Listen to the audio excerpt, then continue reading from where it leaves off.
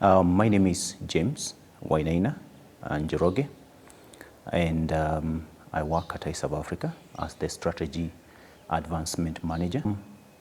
We do need a strategy as iSA Africa, and not just iSA, but generally in any missionary organization. And like you're asking that question, we don't see a specific strategy for Paul when it comes to his ministry. But people have tried to infer into his focus. So for example, he picks a young Timothy, he picks Titus. He's clearly taking strategic people. If you talk about Timothy, who is referred to him in the book of Acts, a young person of good standing. So these are criteria probably he's using there. But if you go further and think about Paul's concentration of his ministry, is probably concentrated in cities. So you see him going from city to city, whether it's Ephesus, whether it's Corinth, whether it's Athens. So he's focusing his effort in ministry to cities. So in a sense, you can infer a strategy there, and maybe you can go further and say it's because cities have an influence in the other parts of Asia Minor in which he's trying to reach.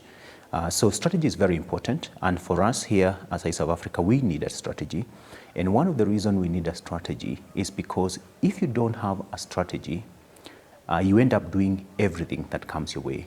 So strategy also can work as a filter.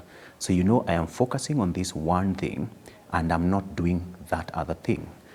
Some people have said that one of the greatest enemy of a great vision is a good vision. It's not necessarily a bad vision. It's because there are a lot of things in ministry that people can do out there. But when you have a strategy, it makes you to also get focused on that one thing that you're trying to do. So we need a strategy here. And our strategy has been for the last 10 or so years, focus on the young people.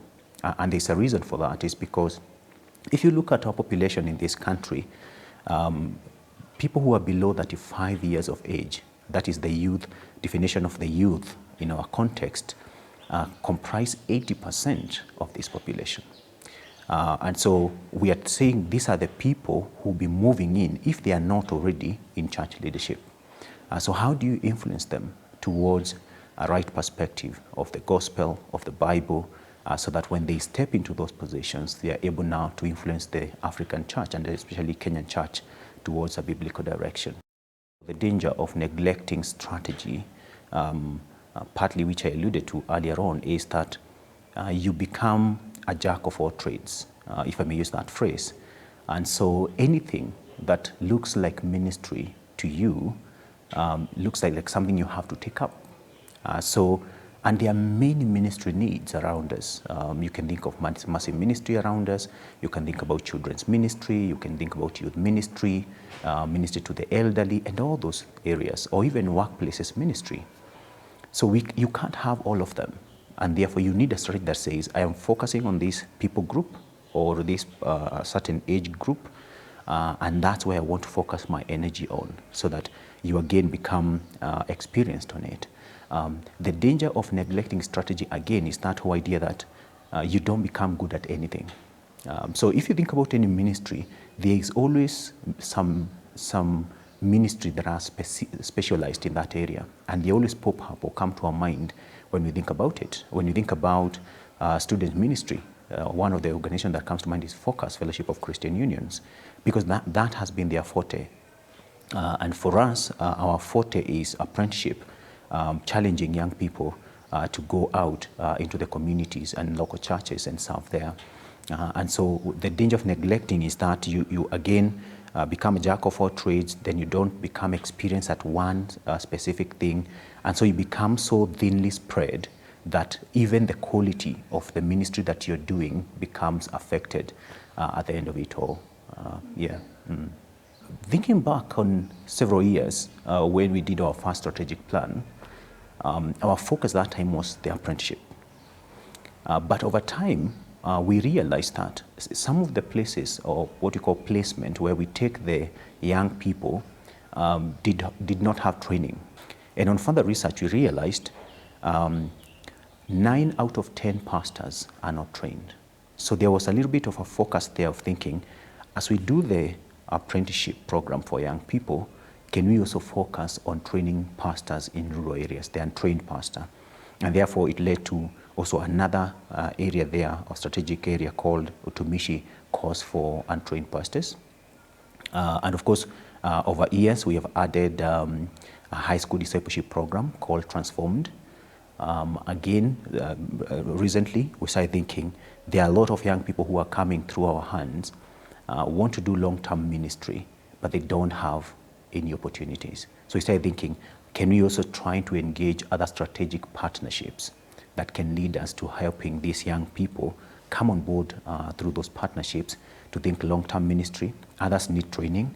Can we have strategic partnership that helps us recommend some of these young people to theological trainings so that they are equipped for the future of growing the church in our context. Discipleship is so interesting because we don't have a meter, that measures even, it's like spiritual growth. But one of the way the Bible shows us that we can actually quantify the impact of ministry, whether it's focus on young people or untrained pastors, is one, the fruit that comes from that. So our main aim, remember, is to glorify God by ensuring that this is done faithfully. So at the end of it, God gets the glory. And therefore, when we see young people coming to us and having light bulb moments after our training and saying, I have never known that I should have handled that scripture that way. How come I didn't know that there are historical issues to the Bible or historical perspective that helped me understand the Bible much better? I didn't know I can dig deeper into the Bible and understand this. I didn't know I can actually preach many sermons from a certain passage of scripture because there are many angles to it. When we hear that feedback, it tells us there's something happening in their heart and in their mind. But also, because we have what we call, it's almost like an assessment. We call it micro-preaching. For the young people, when they preach, you see, if you think about it like a spectrum, from the beginning until the end, you see a change in the way they are handling scripture, whether when they are preaching for 10 or 15 minutes, which they are given to do that. You see a change in the way, in the understanding of the Bible, the way they're interpreting the scripture, the way they're applying it. And so there's that growth. One of the big questions has been, how do we grow the work outside the country, outside Kenya? And therefore, we thought of Uganda, Tanzania, Rwanda. How do we have young people from those countries? We've been having them, but the challenge has been crossing borders and stuff like that. And so we got into a partnership with an organization in Uganda called Global Link Africa, where we can exchange specifically medical students or those who have just finished college and university. And the idea is through this exchange, we'll receive young people from Uganda, which is again a predominantly young nation, coming to us, again being trained on faithful handling of scripture, but also going to the communities and serving with their skill, which is more of integrating their faith with their work within the medical sector. And so that has been happening for over 5 years now, and that has been a huge, huge blessing. It continues to propagate the work of promoting faithful Bible preaching, but also seeing that the communities are transformed through them being there. So they're not just being medics or actually people in the health sector for that matter, but they're also using their skill to get into the community and use that opportunity to share Christ in those communities.